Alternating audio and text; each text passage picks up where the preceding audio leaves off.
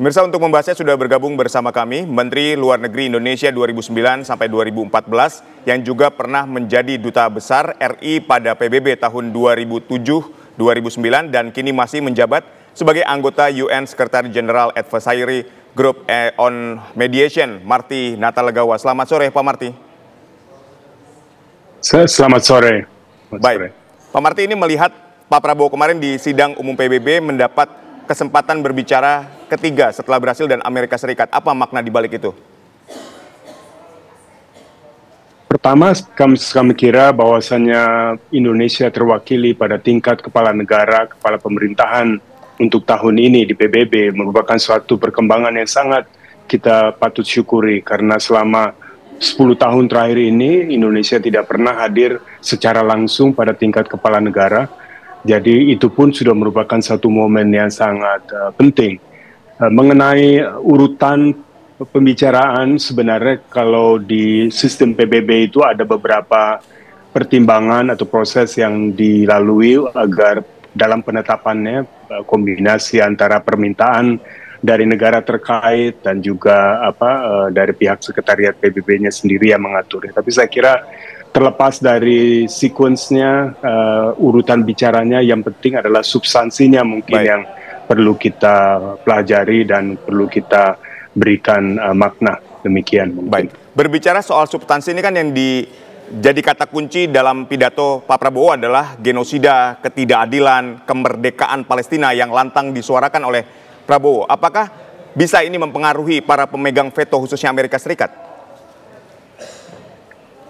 Saya kira yang utama pertama adalah bahwasanya beliau menempatkan pembahasan mengenai Palestina dalam konteks yang lebih luas, yaitu dukungan Indonesia terhadap PBB, terhadap multilateralisme, internasionalisme bahkan. Beliau dengan sangat lantang dan sangat lugas menggarisbawahi betapa penting peranan PBB selama ini dalam sejarah perkembangan Indonesia, kemerdekaannya, dan juga dalam proses pembangunan Indonesia selanjutnya. Oleh karena itulah di tengah suasana adanya semacam headwinds melawan multilateralisme, melawan PBB, suara yang diucapkan oleh Bapak Presiden Prabowo sangat penting untuk menegaskan bahwa Indonesia mendukung PBB, mendukung multilateralisme. Tentunya dalam kerangka itulah sangat penting bagi kita, bagi Indonesia melalui Bapak Presiden menegaskan sikap kita mengenai Gaza, penderitaan yang dihadapi oleh masyarakat rakyat Palestina dewasa ini. Baik, tapi ini bagaimana jika kita kaitkan dengan Amerika dan Dewan Keamanan PBB yang mempunyai hak veto penuh ketika 157 negara mendukung kemerdekaan Palestina, kemudian ketika Amerika mengeluarkan hak vetonya, itu kembali lagi menjadi 0. Ini kan yang seringkali juga jadi pertanyaan. Ya, itulah memang situasi yang kita hadapi. Itulah peranan dari para kepala negara, pengambil keputusan. Bagaimana kita tidak semata berhenti pada ungkapan kegusaran, ungkapan keprihatinan atau protes, tapi kita mencoba menjelmakan, memanifestasikan apa yang kita harapkan dan inginkan dalam bentuk kebijakan dan hasil-hasil keputusan nyata oleh PBB. Bapak Presiden berkenan menegaskan misalnya bahwasanya Indonesia siap untuk menyumbangkan pasukan pemelihara perdamaian di 20.000 jumlahnya bahkan di berbagai konflik internasional.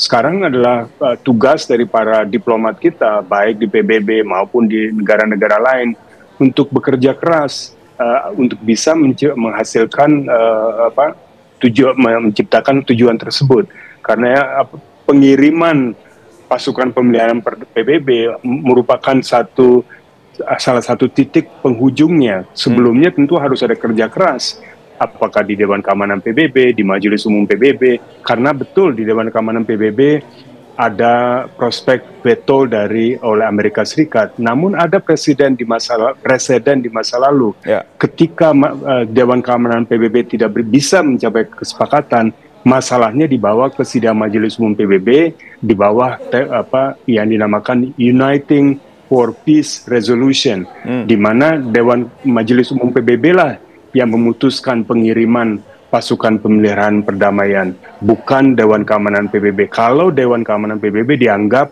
telah lalai atau tidak mampu melaksanakan mandatnya sesuai piagam PBB. Jadi sebenarnya ada pathways, ada jalan-jalan yang bisa ditempuh untuk menghasilkan mencapai tujuan yang diharapkan kita.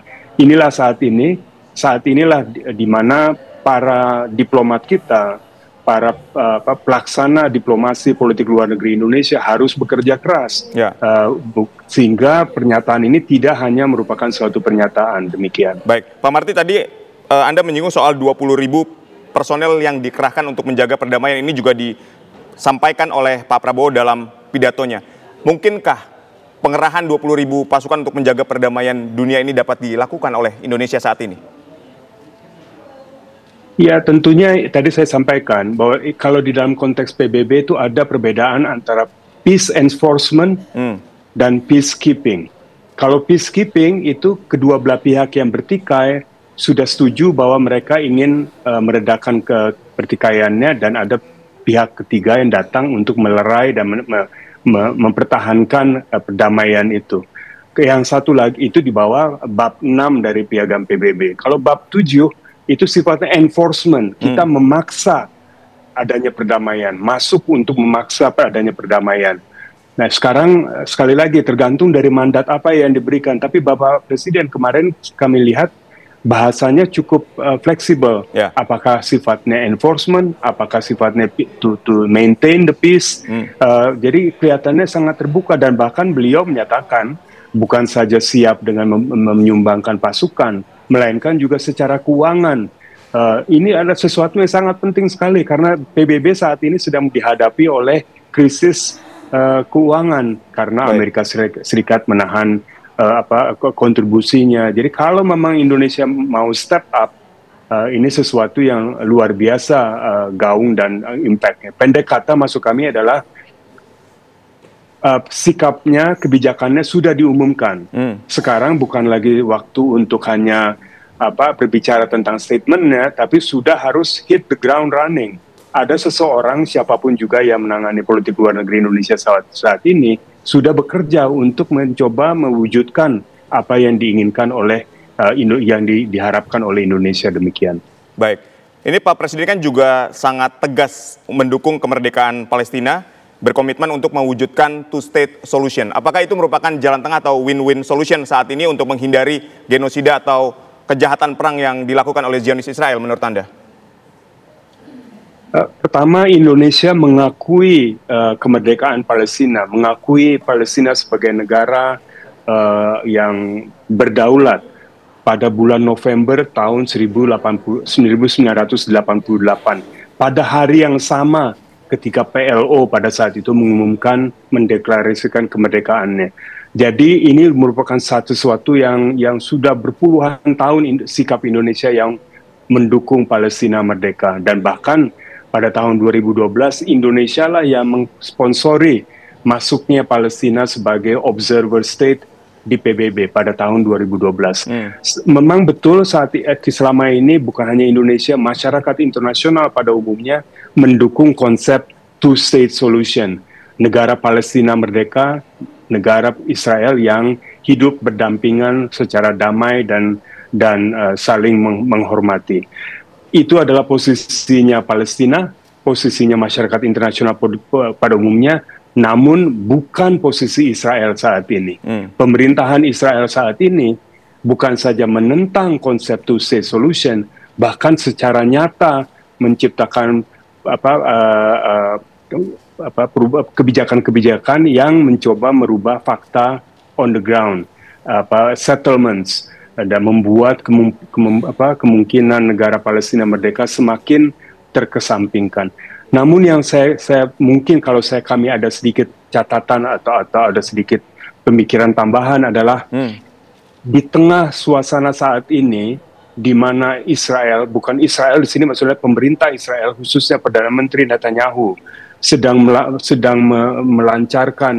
melakukan tindakan-tindakan genocide terhadap rakyat Palestina, bukan saja terhadap rakyat Palestina, dan melainkan melancarkan berbagai aksi Serangan menyerang berbagai negara. tetangga-tetangganya. Ya.